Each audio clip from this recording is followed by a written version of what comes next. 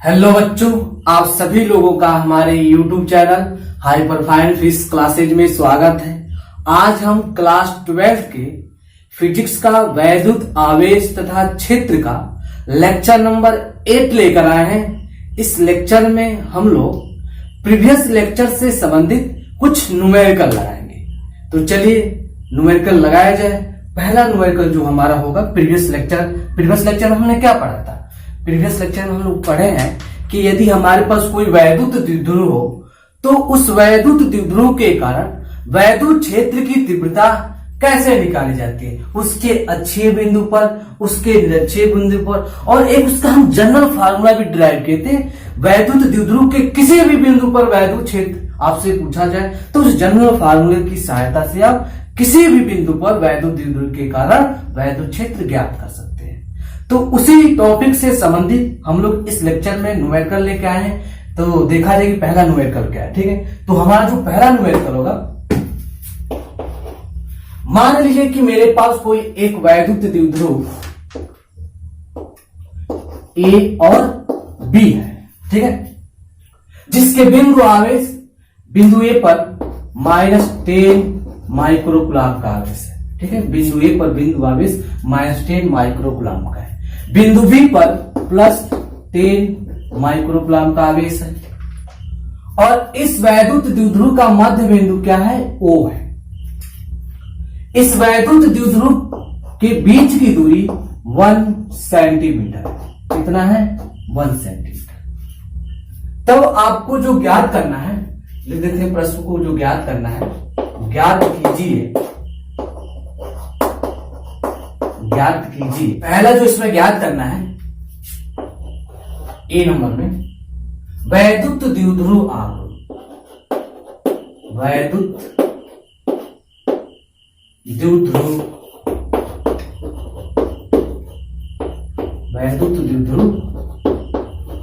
आघूर्ण। B number में ज्ञात करना है इस वैद्युत द्विध्रुव से 1 मीटर की दूरी पर अक्षीय बिंदु पर, निरक्षीय बिंदु पर वैद्युत क्षेत्र की तीव्रता। हाँ, लिख दिए। इस द्विध्रुव से 1 मीटर की दूरी पर अक्षीय बिंदु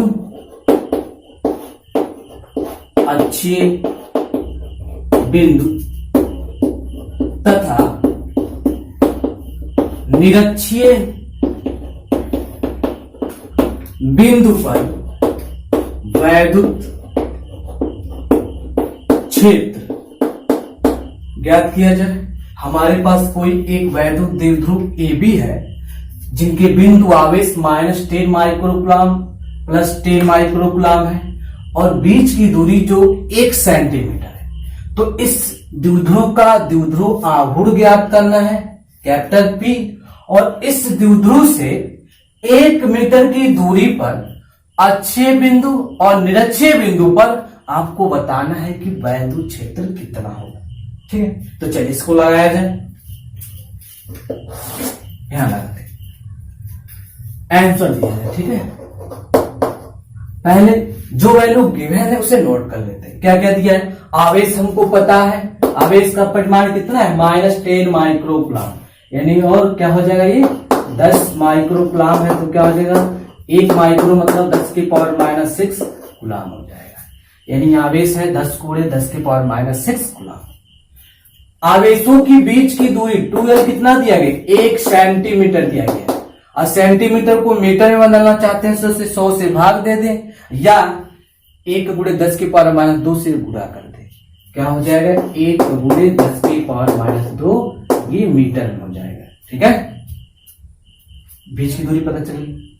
और हमें जिस बिंदु पर वैद्युत क्षेत्र ज्ञात करना है वह भी गिवन है। कितना है? 1 मीटर की दूरी पर आपको बताना है। यानी स्मॉल r का मान कितना दिया है? 1 मीटर दिया गया। ठीक है, सबसे पहले आपसे क्या पूछा गया? वैद्युत द्विध्रुव आघूर्ण P पूछा गया है। यानी ए नंबर में आपसे पूछा गया P का मान। वैद्युत द्विध्रुव आप जानते हैं P बराबर क्या होता है? Q × 2L होता है। आवेश का मान पता है 2l लेंथ पता है द्विध्रुव के बीच कितना है, तो दोनों वैल्यू को यहां रखा जाए। आवेश है 10 गुणे 10 की पावर माइनस 6। लेंथ कितना है 2l, 1 सेंटीमीटर, मीटर में बदल दिया 1 गुणे 10 की पावर माइनस 2 मीटर, यानी 1 गुणे 10 की पावर माइनस 2 मीटर। दोनों को सॉल्व किया जाए तो P का मान कितना आ जाएगा बताओ बच्चों। 10 से कम 10 हो जाएगा, गुणा कर दें तो, और 10 के पावर माइनस 6 और 10 के पावर माइनस 2 को सॉल्व किया जाएगा 10 के पावर माइनस 8 हो जाएगा, यानी क्या हो जाएगा 10 के पावर माइनस 8।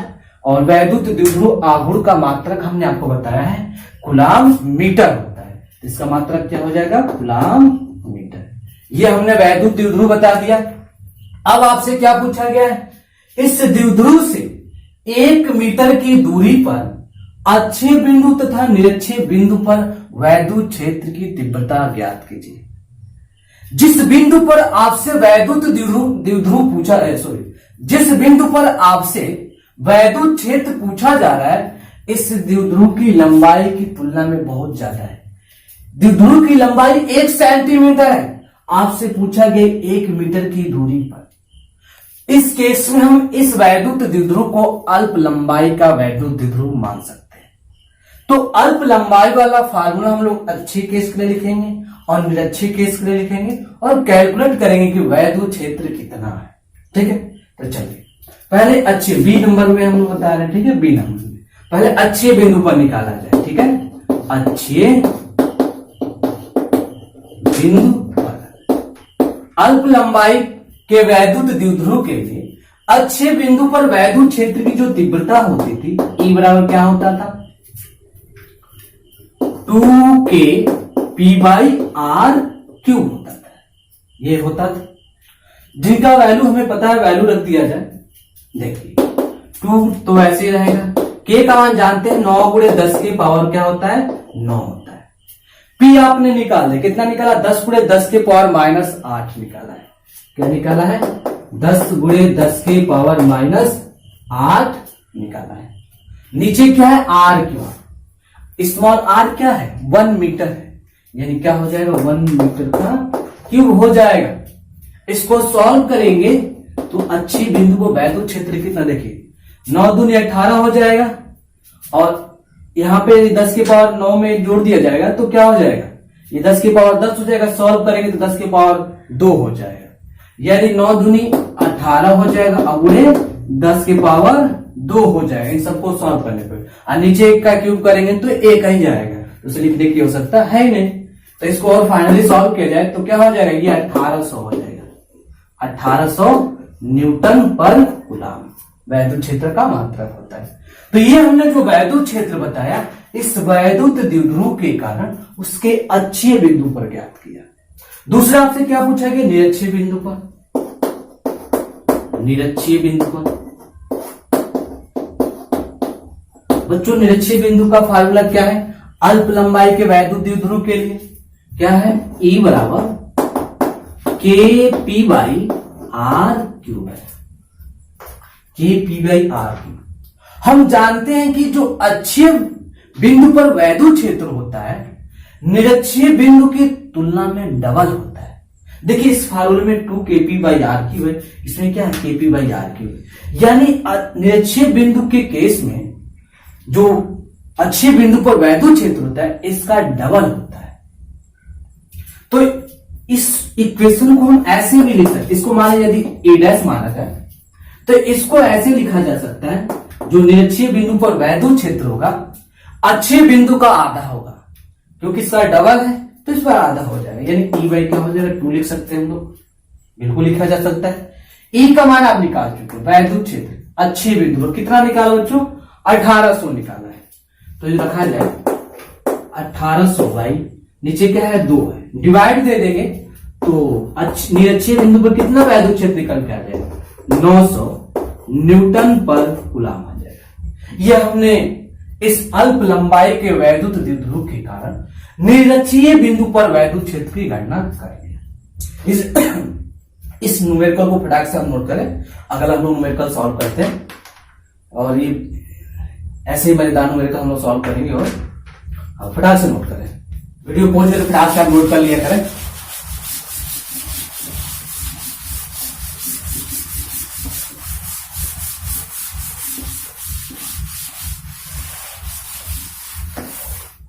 अगला प्रश्न हमारा होगा, ये दूसरा प्रश्न है। मान लीजिए कि मेरे पास एक वैद्युत द्विध्रुव ए और बी है, ठीक है।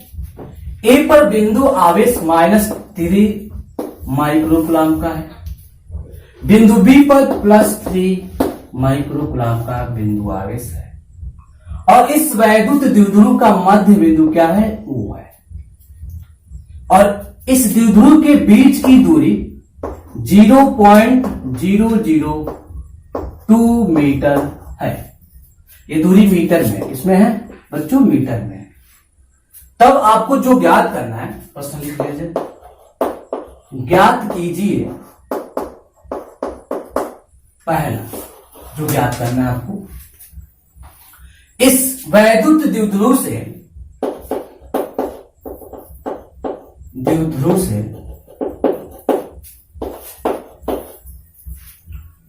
0.6 मीटर की दूरी पर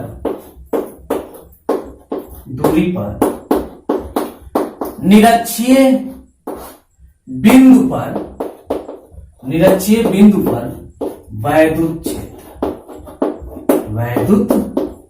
क्षेत्र, यानी इस वैद्युत द्विध्रुव के कारण 0.6 मीटर दूरी पर निरक्षीय वाले पोजीशन पर आपको बताना है कि वैद्युत क्षेत्र इस द्विध्रुव के वजह से कितना होगा। दूसरा जो आपको ज्ञात करना है, बी नंबर में, निरक्षीय बिंदु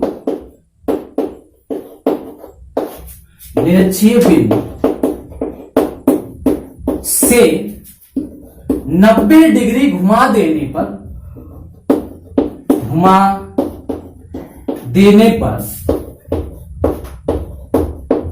उसी बिंदु पर वैद्युत क्षेत्र, यानी जब जब निरक्षीय बिंदु को 90 डिग्री घुमा दिया जा रहा है, तो उसी बिंदु को, मतलब 0.6 मीटर की दूरी पर ही आपको बताना है कि वैद्युत क्षेत्र कितना होगा, ठीक है। तो लगाया जाए इस सवाल को, मजेदार न्यूमेरिकल है। चलिए आंसर, ठीक है। सबसे पहले जो रिजल्ट दिया हो उससे पहले नोट कर लेते हैं, जो वैल्यू गिवन है।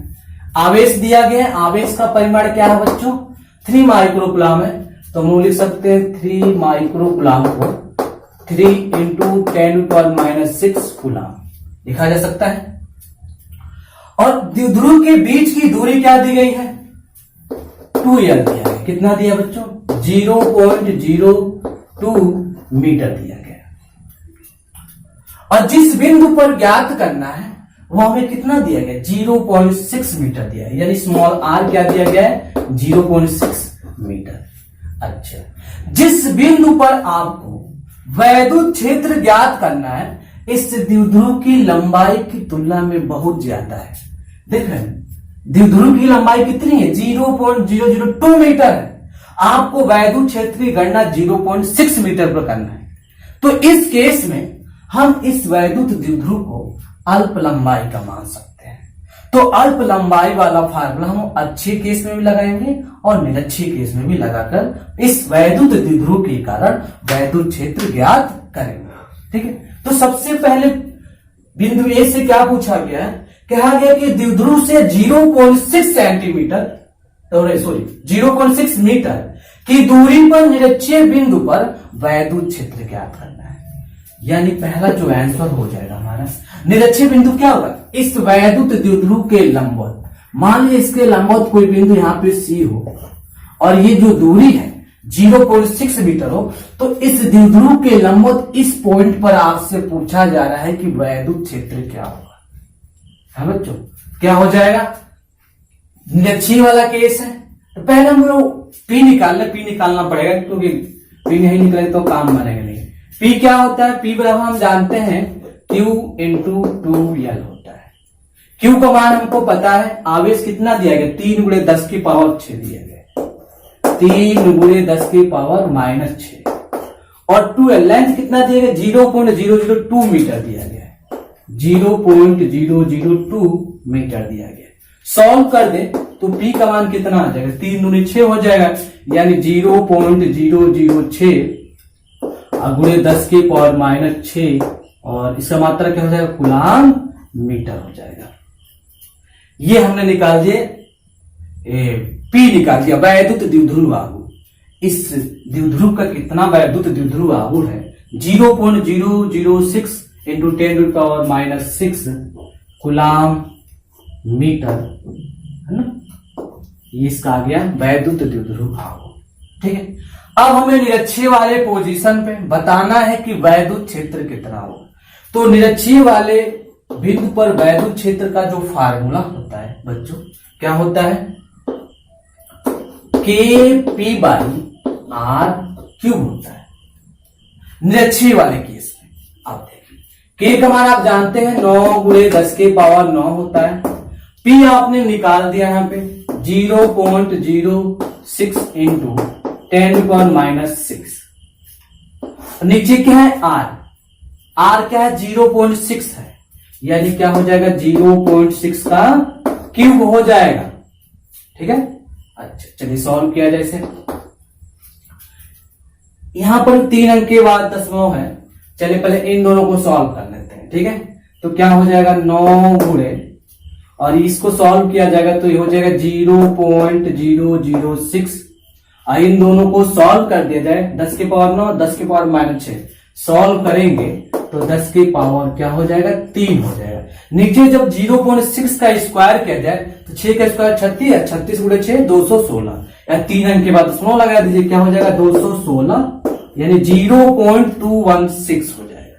3 अंक के बाद दशमलव यहां भी है, 3 अंक के बाद दशमलव यहां भी है, दशमलव से दशमलव क्या हो जाएगा कैंसिल हो जाएगा, यानी ई बराबर क्या मिल जाएगा बच्चों 9 छक्के 54 हो जाएगा।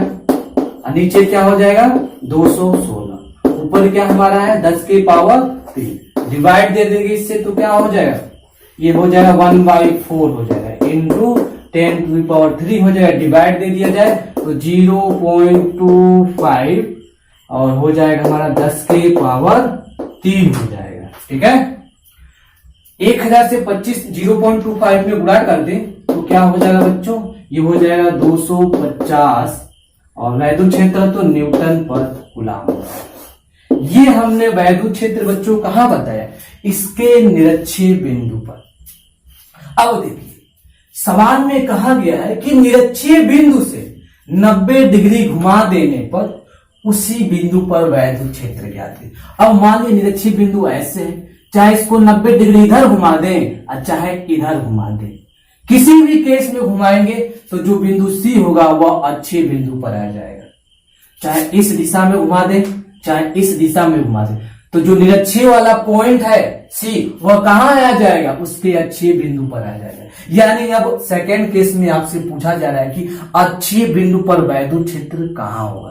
प्रश्न थोड़ा घुमाने के लिए बोल दिया कि 90 डिग्री घुमा दे तब बताइए वैद्युत क्षेत्र कहां होगा। ठीक है, एक्चुअल में आपसे पूछ रहा है कि अच्छे बिंदु पर, चाहे इसको इधर घुमाएं चाहे इधर घुमाएं, किधर भी घुमाएंगे तो बिंदु सी जो होगा अच्छे बिंदु पर आ जाएगा। ठीक है, तो अच्छे बिंदु पर कितना ये हमने निरक्षीय को बताया है, निरक्षीय पे। ठीक है, अच्छे पे निकाला जाए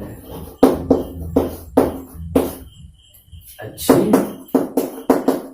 बिंदु। अच्छे बिंदु के लिए फार्मूला क्या होता है बच्चों, E बराबर 2K/P/r³ होता है। हम जानते हैं जब अल्प लंबाई का वैद्युत द्विध्रुव होता है तो जो अच्छे बिंदु पर वैद्युत क्षेत्र होता है निरक्षीय बिंदु की तुलना में डबल होता है। तो हम निरक्षीय बिंदु पर वैद्युत क्षेत्र निकाल चुके हैं, तो अच्छे बिंदु उसी का डबल हो जाएगा। तो इसको हम ऐसे भी लिख सकते हैं, चाहे इन सब का वैल्यू इसको मान लीजिए E' मान लेते हैं और जो E हमने निकाला है उसी का क्या करते हैं डबल करते हैं। चाहे सभी का वैल्यू रख के सॉल्व करेंगे तो सेम रिजल्ट वही आएगा जो इस फार्मूले 2E के माध्यम से वो निकालेंगे। तो E का तो मान हमको पता चल गया, E क्या है अच्छे बिंदु E क्या है निरक्षीय बिंदु पर जो वैद्युत क्षेत्र हमने निकाला है। तो क्या हो जाएगा 2 गुणे 250 2 गुणे 250 सॉल्व कर देंगे तो ई डैश बराबर क्या हो जाएगा 500 न्यूटन पर कूलम।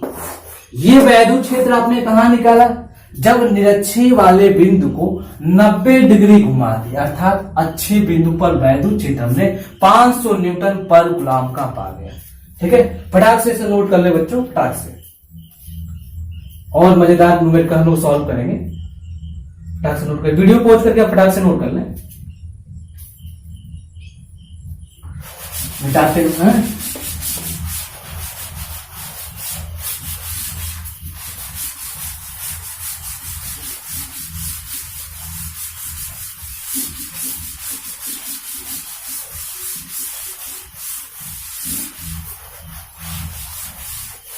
चलिए।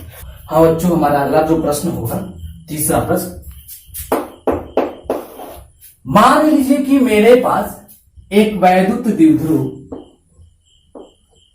ए और बी है जिस पर बिंदु आवेश -150 माइक्रोकूलम प्लस 150 माइक्रोकूलम का बिंदु आवेश है और इसका मध्य बिंदु O है और इस द्विध्रुव की जो लंबाई है वह है 6 मानते हैं, 6 सेंटीमीटर।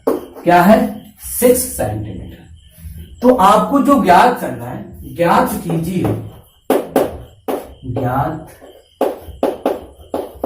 कीजिए द्विध्रुव के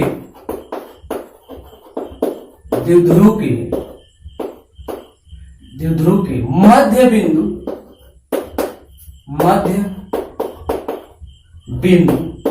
O से 4 सेंटीमीटर की दूरी पर अक्षीय बिंदु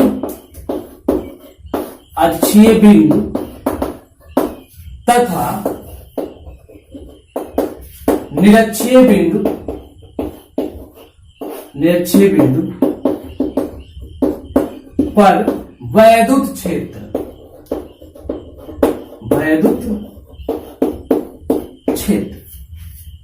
हमारे पास एक वैद्युत द्विध्रुव है जिसका लेंथ 6 सेंटीमीटर है और इस वैद्युत द्विध्रुव के मध्य बिंदु O से 4 सेंटीमीटर की दूरी पर अक्षीय बिंदु पर निरक्षीय बिंदु पर आपको बताना है कि वैद्युत क्षेत्र इस द्विध्रुव की वजह से कितना होगा। ठीक है, चलिए तो सॉल्व किया जाए इसे, सॉल्व करते हैं। ठीक है, सबसे पहले हम यहां पर देख रहे हैं कि जो द्विध्रुव की लंबाई है जिस बिंदु पर आपसे पूछा जा रहा है उसकी तुलना में ज्यादा है। जिस बिंदु पर आपसे पूछा जा रहा है 4 सेंटीमीटर है ना, और द्विध्रुव की लंबाई क्या है 6 सेंटीमीटर। इस द्विध्रुव को हम लोग अल्प लंबाई का द्विध्रुव नहीं मान सकते क्योंकि इस द्विध्रुव की लंबाई जिस बिंदु पर आपसे पूछा जा रहा है उससे इसकी लंबाई ज्यादा है, तो ये अल्प लंबाई का वैद्युत द्विध्रुव नहीं है। तो इसको हम लोग सिंपल जब बिना अल्प लंबाई के वैद्युत द्विध्रुव माने बिना जो अच्छे बिंदु वैद्युत क्षेत्र की तीव्रता का इक्वेशन निकाले थे उसकी सहायता से इसका हम लोग वैद्युत क्षेत्र ज्ञात करेंगे। ठीक है बच्चों, चलिए तो सबसे पहले अच्छे बिंदु सबसे पहले जो रिजल्ट दिए रहते हैं उसे नोट कर लेते हैं। ठीक है, क्या दिया गया बच्चों? आवेश क्या दिया गया? क्यों 150 माइक्रोकूलम, तो क्या हो जाएगा 150 गुणे 10 की पावर -6 कूलम हो जाएगा आवेश। ठीक है बच्चों, अच्छा लेंथ क्या दिया गया है? 2l दिया गया 6 सेंटीमीटर। अच्छा इसको मीटर में बदला जाए तो चाहे 100 से भाग दिया जाए चाहे 10 की पावर -2 से गुणा कर दिया जाए, यानी 6 गुणे क्या हो जाएगा 10 की पावर -2 मीटर हो जाएगा। और लेंथ क्या है? सॉरी लेंथ बोल रहे हैं, स्मॉल आर क्या है? जिस बिंदु पर आपको ज्ञात करना है वैद्युत क्षेत्र 4 सेंटीमीटर है, यानी स्मॉल आर जो है वो कितना है बच्चों? 4 सेंटीमीटर। इसको मीटर में बदले तो क्या हो जाएगा 4 गुणे 10 की पावर -2 मीटर हो जाएगा। ये हमने 12 लिखा है। यदि आपसे यल पूछे, इसका यल का मान पूछे, इस आधी दूरी को पूछा जाए टोटल लेंथ 2l होता है, आधा l होता है, आधा l होता है। यदि l की बात की जाए तो स्मॉल l क्या हो जाएगा बच्चों, इसका आधा हो जाएगा, यानी 6 सेंटीमीटर है तो क्या हो जाएगा 3 सेंटीमीटर, 3 सेंटीमीटर। इसको मीटर में बदल क्या हो जाएगा 3 गुणे 10 के पावर माइनस 2 मीटर हो जाएगा। ठीक है, सभी वैल्यू जो दिया गया हमने नोट कर लिया। और हम लोग इस वैद्युत द्विध्रुव का वैद्युत द्विध्रुव आघूर्ण निकाल सकते हैं। क्या हो जाएगा देखिए, P बराबर क्या जानते हैं बच्चों, Q इंटू 2l होता है। Q का मान क्या दिया गया है 150 दिया गया, 150 माइक्रोकूलम है ना, यानी 10 के पावर माइनस 6 हो जाएगा। लेंथ कितना दिया गया 2l, 6 सेंटीमीटर, यानी 6 गुणे 10 के पावर माइनस 2 मीटर हो जाएगा। सॉल्व कीजिए तो 15 छक्का 90 हो जाएगा, 15 छक्का 90 यानी 900 हो जाएगा। 10 के पावर माइनस 6 या 10 के पावर माइनस 2 के मिल हो जाएंगे कितने, 10 के पावर माइनस 8 हो जाएंगे। यानी जो P है, P को हम लोग लिख सकते हैं, ये 900 है तो इसको लिखा जा सकता है 9 और गुणे 10 के पावर, इन दोनों को सॉल्व करेंगे 10 के पावर क्या हो जाएगा माइनस 8, और 9 को 9 गुणे 100 लिखा जा सकता है, 100 घट जाएगा पावर, तो क्या हो जाएगा 10 के पावर माइनस 6 हो जाएगा। और इसका मात्रा क्या होता है बच्चों, कूलाम मीटर होता है। ठीक है, कूलाम मीटर होता है। चलिए अब हमें जो वैद्युत क्षेत्र पूछा गया है अच्छे बिंदु पर और निरक्षीय बिंदु पर, उसे कैलकुलेट करते हैं। ठीक है, चलिए सबसे पहले अच्छे बिंदु पर निकाल दिया जाए। अच्छे बिंदु पर, अच्छे बिंदु पर तो अल्प लंबाई का वैद्युत द्विध्रुव नहीं है, तो अच्छे बिंदु पर वैद्युत क्षेत्र की तीव्रता क्या हो जाए अच्छे बिंदु पर, यानी E बराबर जो फार्मूला होगा बिगर अल्प लंबाई के द्विध्रुव के कारण क्या हो जाएगा 2k RP बाई हो जाएगा हमारा R square minus L square का होल स्क्वायर, ये फार्मूला होता है। सभी वैल्यू को भरा जाए इसमें तो क्या हो जाएगा E बराबर 2 हो जाएगा। K का मान जानते हैं 9 गुणे 10 के पावर 9 होता है।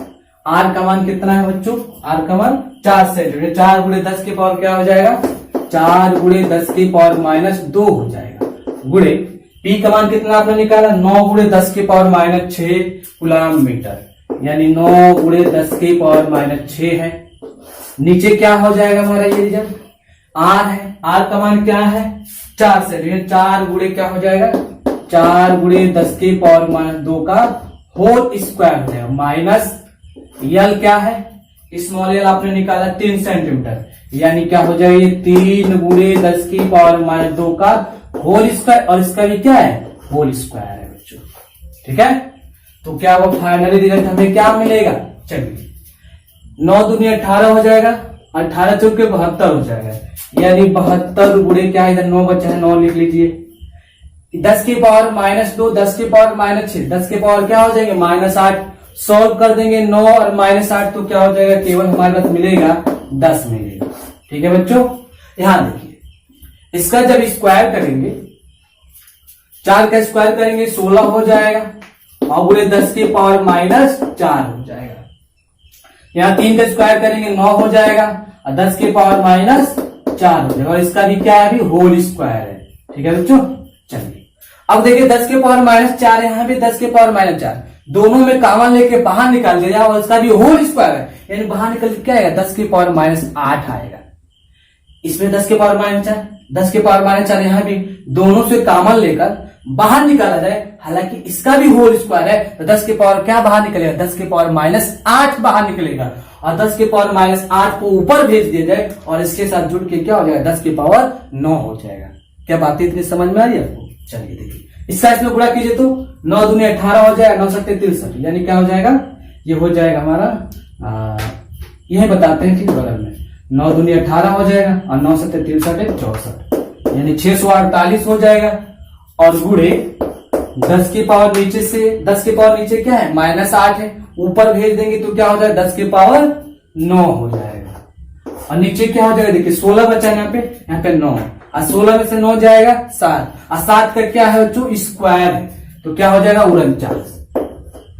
एक बार और समझने का है, यहाँ पर हम देखें 10 के पावर माइनस 4 है और 10 के पावर माइनस 4 है, दोनों में से कॉमन लेंगे, और कॉमन लेंगे तो 10 के पावर क्या है उसका होल स्क्वायर है, कॉमन लिया जाए और उसका पावर क्या है पूरे का होल स्क्वायर है, यानी 10 के पावर बाहर निकल क्या आएगा 10 के पावर माइनस 8 आएगा। जब उसको ऊपर भेजेंगे तो प्लस में चला जाएगा, और 10 के पावर कुछ नहीं तो पहले से है ये पावर 1, तो जुड़ के 10 का पावर क्या हो जाएगा 9 हो जाएगा, और इसका इसमें गुणा कर देंगे तो 648 आ जाएगा। अब देखिए यहाँ 16 बच्चा, यहाँ 9 बच्चा, और 16 से 9 जाएगा 7, और 7 का भी होल स्क्वायर है ना, तो क्या मिल जाएगा बच्चा। इस साइज में डिवाइड दीजिए तो कितना आएगा, देखिए ये 648 लगभग 650 के करीब है, और ये क्या लगभग 50 के करीब है।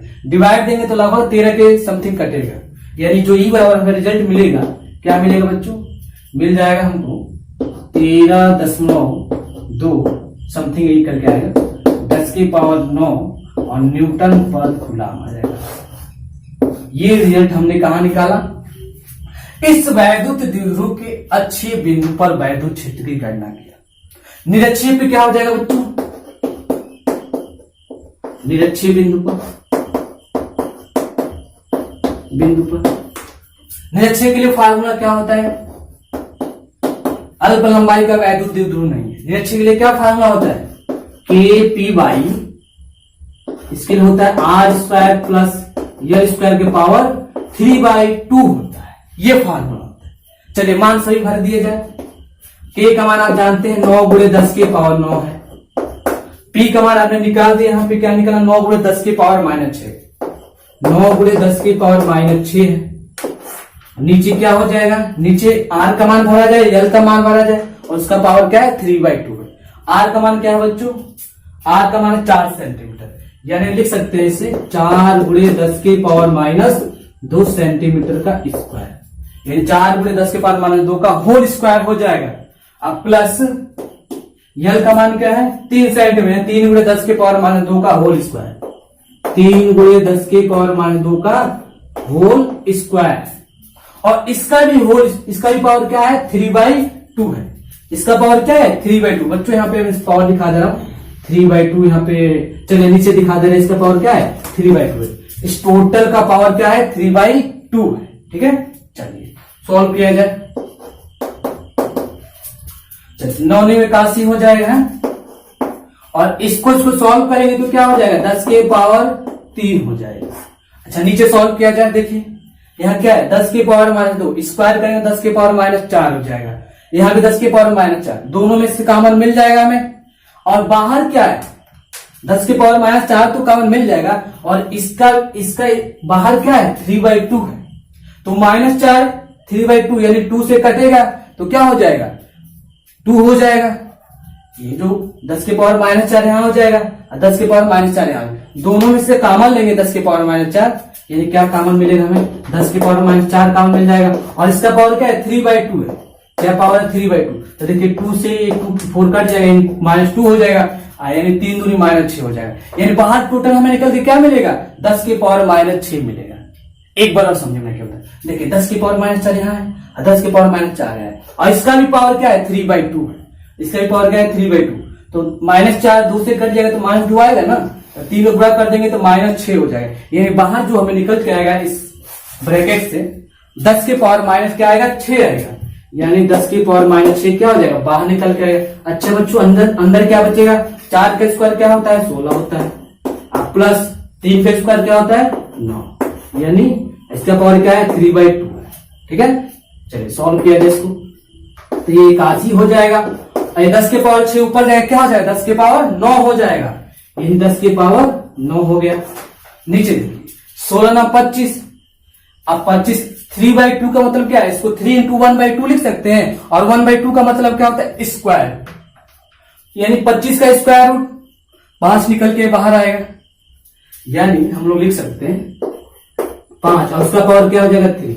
एक बार और समझिए हमने क्या होता है, ये 10 के पावर 6 कहां चला गया ऊपर, 10 के पावर 9 हो गया, ये 16 9 25 हो जाएगा।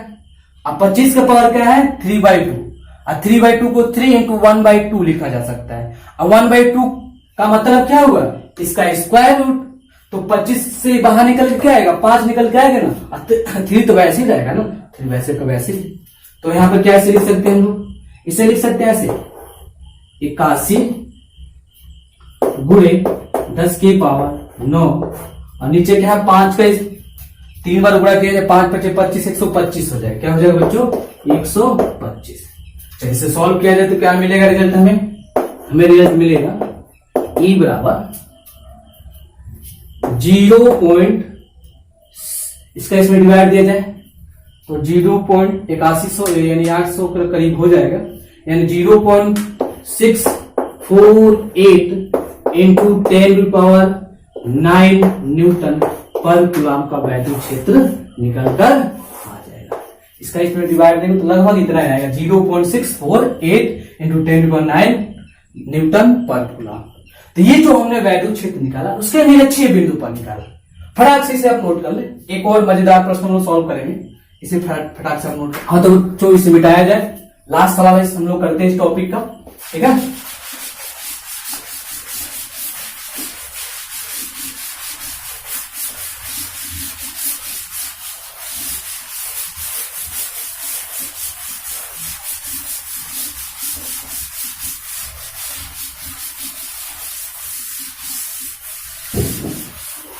हाँ बच्चों देखिए, हम लोग का जो चौथा प्रश्न होगा बच्चों, चौथा प्रश्न जो है, मान लीजिए कि मेरे पास एक वैद्युत द्विध्रुव ए और बी है और इसके बीच की दूरी, एक मिनट, इसका पहले मध्य बिंदु बता दें। मध्य बिंदु क्या है? ओ है और बिंदु आवेश -10 माइक्रो कूलम का है और +10 माइक्रो कूलम का है, ठीक है बच्चों। और इस द्विध्रुव की जो लंबाई है 5 मिलीमीटर है। क्या है? 5 मिलीमीटर, mm है, ठीक है। और आपको बताना है इस द्विध्रुव के मध्य बिंदु, चाहे प्लस बिंदु से ले लिया जाए, बिंदु बी से ले लिया जाए, इस वैद्युत द्विध्रुव के बिंदु बी से उसके अक्षीय बिंदु पर 15 सेंटीमीटर दूरी पर, ये जो दूरी है 15 सेंटीमीटर है, 15 सेंटीमीटर दूरी पर कोई बिंदु सी है और आपको बताना है कि इस वैद्युत द्विध्रुव की वजह से सी पर वैद्युत क्षेत्र कितना होगा, ठीक है बच्चों। एक और चलिए, मान लीजिए मेरे पास एक वैद्युत द्विध्रुव ए और क्या है? बी है और इस वैद्युत द्विध्रुव का भी मध्य बिंदु क्या है? ओ है और इसके बीच की दूरी भी यहां दिखा देते हैं, यहां नीचे दिखा देते हैं, 5 mm ही है, यानी 5 मिलीमीटर है। और इस वैद्युत द्विध्रुव के लंबवत कोई बिंदु क्या है? डी है, जिसकी दूरी जो इसके मध्य बिंदु से 15 सेंटीमीटर, कितना बच्चों? 15 सेंटीमीटर। और इस बिंदु पर बताना है आपको कि वैद्युत क्षेत्र का मान इस द्विध्रुव के वजह से कितना होगा, ठीक है। तो आपको बताना है बच्चों कि इस वैद्युत द्विध्रुव के वजह से बिंदु डी पर वैद्युत क्षेत्र कितना होगा, ठीक है। चलिए काम किया जाए इसके लिए हम, चलिए पहले तो प्रश्न के बारे में लेते हैं। ये फिगर नंबर मान लीजिए ए है और ये फिगर नंबर क्या है? 2 है, ठीक है। तो चित्र के अनुसार, चित्र पहले, चित्र ए एंड बी के अनुसार वैद्युत क्षेत्र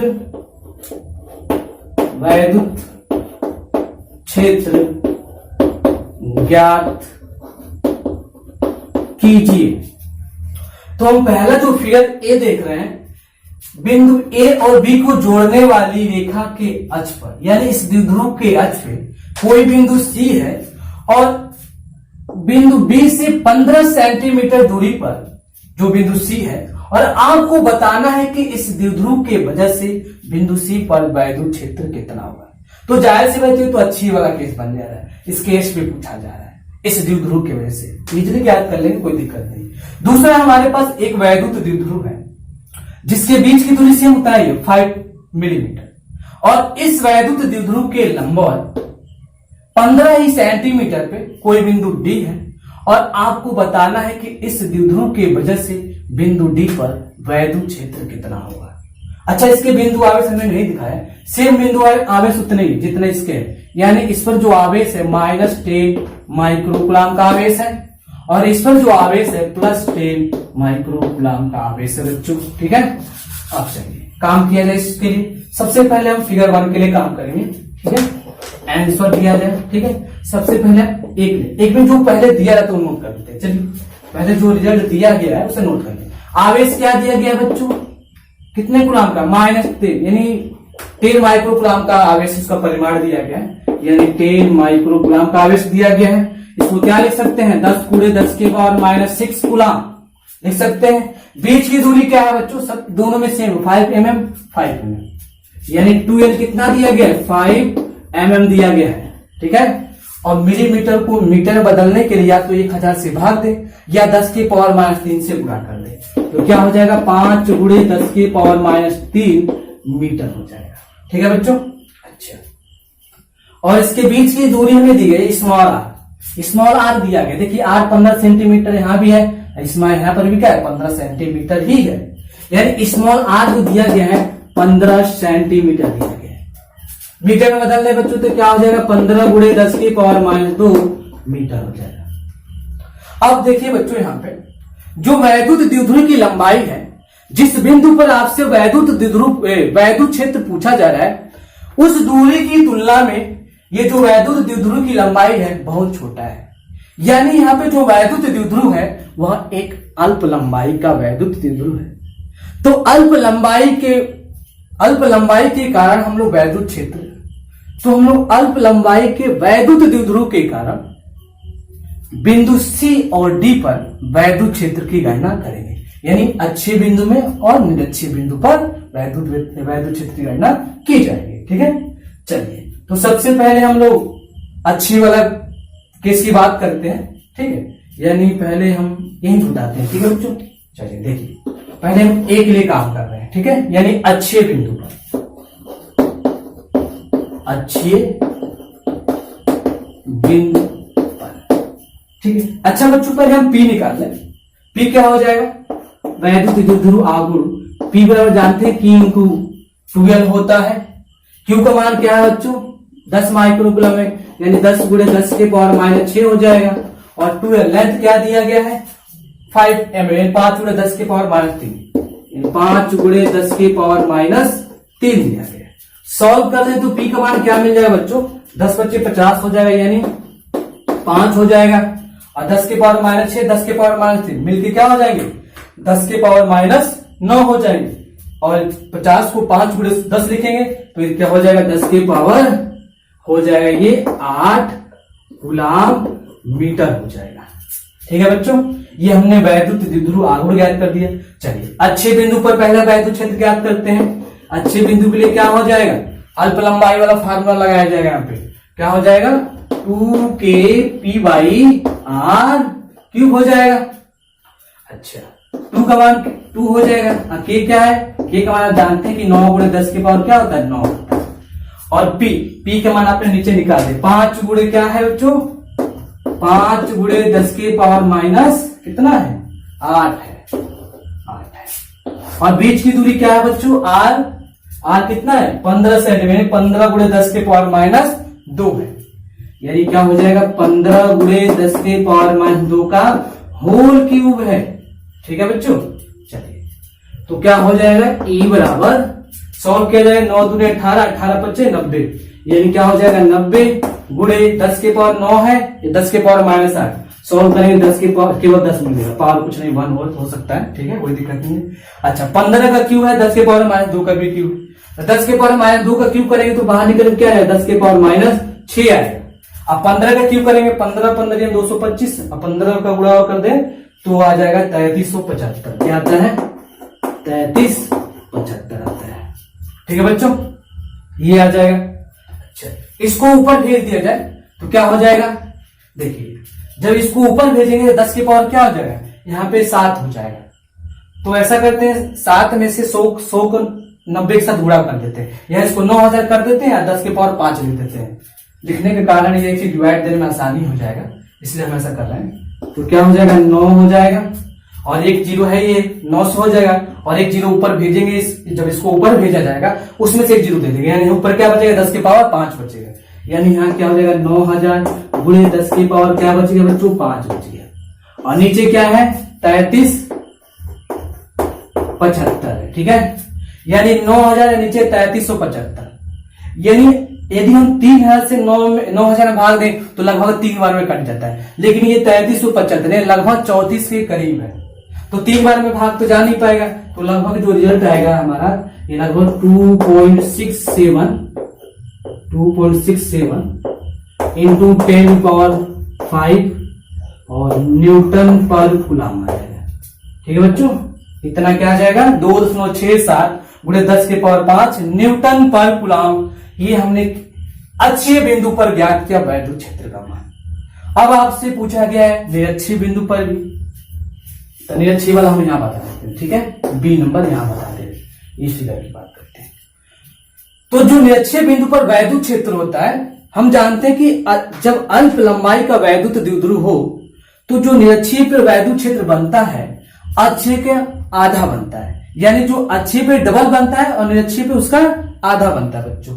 तो ई यानी बिंदु बी के कारण, जो हमारा फिगर बी है, इसके कारण जो वैद्युत क्षेत्र होगा निरक्षीय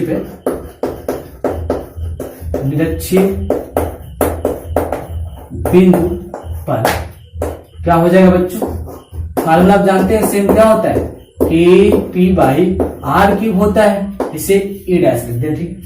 और हम जानते हैं कि निरक्षीय पे जो वैद्युत क्षेत्र होता है अक्षीय का आधा होता है। यानी जो अक्षीय पे वैद्युत क्षेत्र हमने निकाला है उसी का क्या कर दें, आधा कर दें। यानी इसको हम ऐसे लिख सकते हैं, E/2 लिख सकते हैं।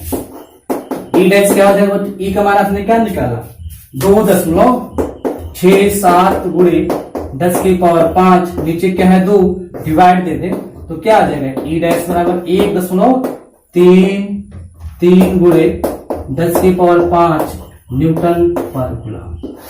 ये वैद्युत क्षेत्र बच्चों आपने किसके वजह से निकाला, इस फिगर के वजह से बिंदु डी पर। यानी निरक्षीय वाले केस में हमने वैद्युत क्षेत्र पाया 1.33 गुणे 10⁵ न्यूटन पर कूलम, ठीक है बच्चों। फिलहाल आज के लिए इतना ही। ये हम प्रीवियस लेक्चर के न्यूमेरिकल लगाए बच्चों, बाकी हम लोग अध्ययन नेक्स्ट लेक्चर में